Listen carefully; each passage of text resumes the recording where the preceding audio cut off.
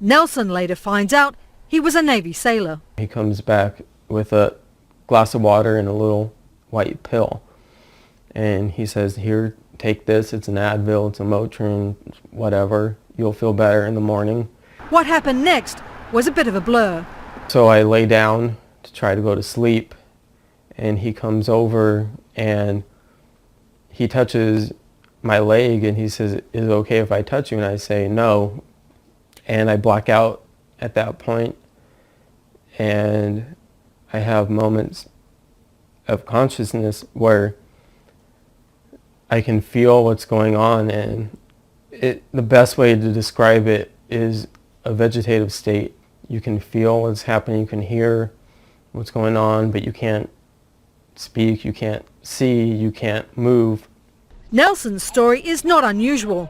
Male-on-male attacks in the military happen more often than many people might think. We have a long way to go in fighting the cultural stigmas that discourage reporting among men. So this amazing fact is a little depressing, but phenomenal, unbelievable. You've heard about rape in the military before. It's an issue that's gotten a lot of attention. But I bet you didn't know this. While most of the fire from the public and Congress directed the military addresses women who are sexually assaulted, more than half of the victims are male. That comes from the Daily Beast. That's a number that I've seen before. And the first time I saw it, I was like, whoa. So more than half of the victims of rape in the military are men. Now, here's the fact I did not know in our amazing fact of the day. 38 military men are sexually assaulted every single day. Every day in the United States military, 38 men are sexually assaulted. Yesterday there was 38 men, today there's 38 men, tomorrow there's going to be another 38 men. On average, obviously. That's a stunningly high number. Now they say one of the problems is that people are reluctant to report it because of stigma, shame, all those things. So then it becomes an even bigger problem, right? At least there's focus on the issue of women who are sexually assaulted in the military, but for men who are sexually assaulted, there's almost no one coming to their assistance. Part of the problem is that a lot of it is not being reported, but obviously we know that it's happening based on studies, and so we know the reality of the situation.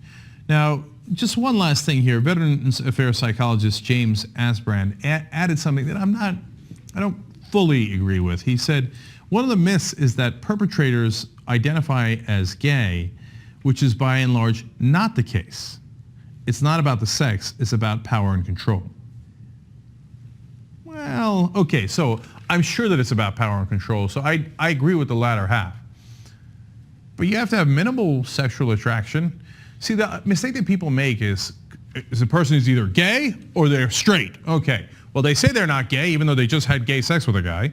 But that gay sex was not about the gay sex, it was about power and control. Plus, it was a little about the gay sex. So I don't really believe that. I think that power and control might be the driving force, but of course the guy has to be attracted to him. And it's not a matter of somebody being gay or not gay. There's a spectrum, right?